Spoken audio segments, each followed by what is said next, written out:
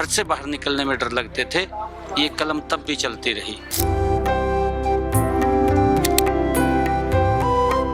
इसकी कलम तो तब नहीं रुकी जब अंग्रेजों ने इसे कुचलने का काम किया।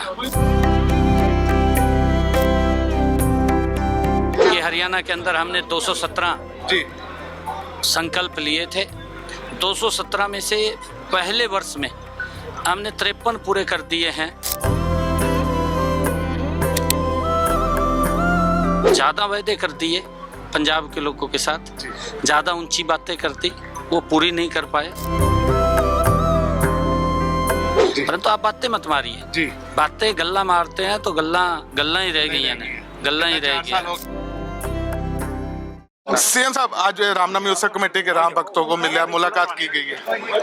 मैं विजय चोपड़ा जी को बधाई भी देता हूँ कि वो हर वर्ष जो रामलीला उत्सव कमेटी का आयोजन करते हैं और इसके साथ साथ जो सेवा भाव का एक कार्यक्रम होता है, ये एक बड़ा ऐसा संगम है जिससे कि समाज और लोगों को इसका बड़ा लाभ मिलता है। और इसमें एक ऐसा वर्ग उपस्थित होता है जो लगातार समाज को एक दिशा देने का काम करता है।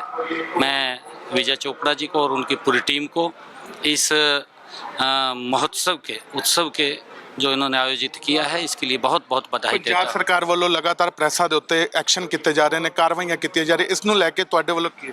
नहीं, देखिए, मैंने कहा है कि ये लोकतंत्र का वो स्तंभ है, क्योंकि इसकी कलम तो तब नहीं रुकी जब अंग्रेजों ने इसे कुचलने का काम किया।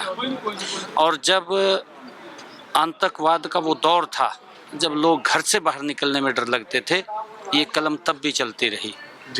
तो क्योंकि मुझे नहीं मालूम है, मैं इस बात से लेकर के बड़ा अचरज में हूँ कि उन्होंने किस प्रकार से इसके ऊपर एक द्वेष भावना से, क्योंकि मुझे ऐसा लग रहा है कि वो फ्रस्ट्रेशन में है और ज़्यादा वायदे कर दिए पंजाब के लोगों के साथ, ज़्यादा ऊंची बातें करती, वो पूरी नहीं कर पाए। और पूरी नहीं हो पाई, भ्रष्टाचार के अंदर ज़्यादा संलिप्तता रही है, लोगों के सुविधाओं की तरफ ध्यान नहीं दिया, अपनी सुविधाओं की तरफ लगा ज़्यादा ध्यान दिया। और अब तो लोग क्वेश्चन पूछते ही हैं, लोग क्वेश्चन करते ही हैं। जब लोग क्वेश्चन करते हैं तो इस प्रकार का फिर फ्रस्ट्रेशन नहीं होनी चाहिए, तो फिर काम भी करना चाहिए।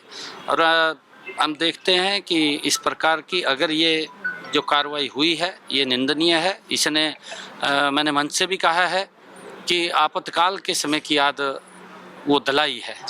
आपने तीसरी महिला की किस्त दे दी है, पंजाब में तो 4 साल हो गए, एक भी किस्त नहीं दी।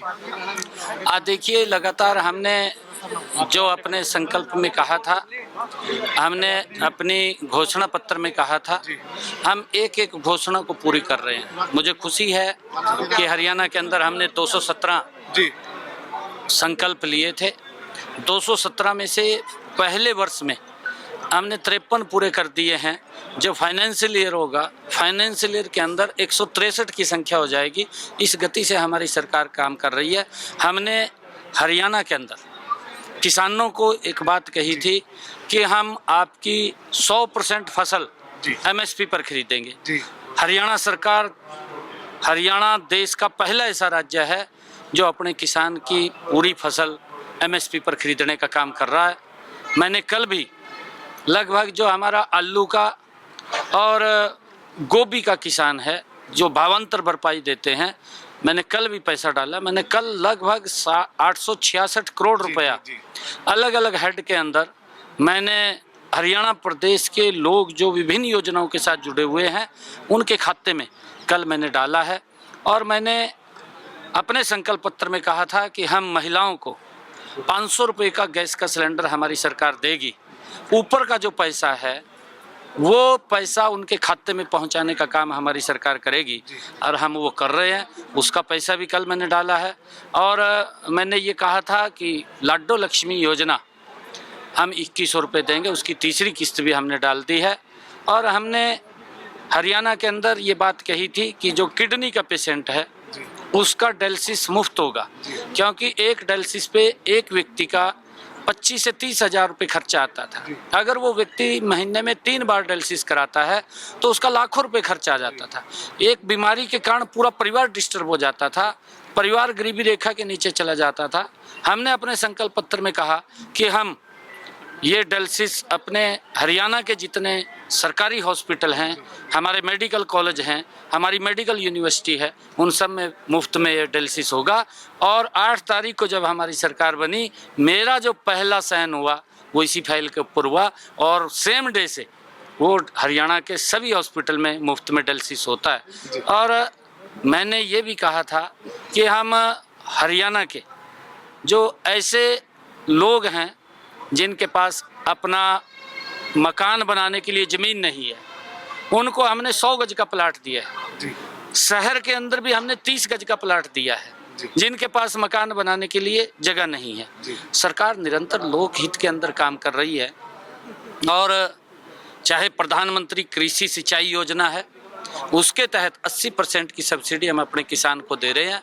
और उसके तहत हम चाहे स्प्रिंकल इरिगेशन हो, चाहे ड्रिप इरिगेशन हो, उसके माध्यम से किसान ज़्यादा क्षेत्र के ऊपर पैदावार कर रहा है और उसको हम एमएसपी पर खरीदने का काम कर रहे हैं। किस प्रकार से कांग्रेस ने और आम आदमी ने किसानों को गुमराह करने का काम किया, परंतु मैंने ये यहाँ की सरकार को भी कहा था कि आप उनकी फसल को एमएसपी पर खरीदने का काम करें, आप खरीदिए, परंतु आप बातें मत मारिए। बातें गल्ला मारते हैं तो गल्ला ही रह गई हैं, गल्ला ही रह गई। हो गए ने जे महिला ਨੂੰ ਕਿਹੜੀ किस्त देनी थी आज तक नहीं ਦਿੱਤੀ, ਤੁਹਾਨੂੰ 1 ਸਾਲ ਚ ਤੁਸੀਂ 3 ਕਿਸ਼ਤਾਂ ਕਿਹੜੀਆਂ महिला ਨੂੰ ਪਹੁੰਚਾ ਦਿੱਤੀਆਂ। मैंने पहले ही अपने बजट के अंदर महिलाओं के लिए 5000 करोड़ रुपए का प्रावधान किया था, 5000 करोड़ का।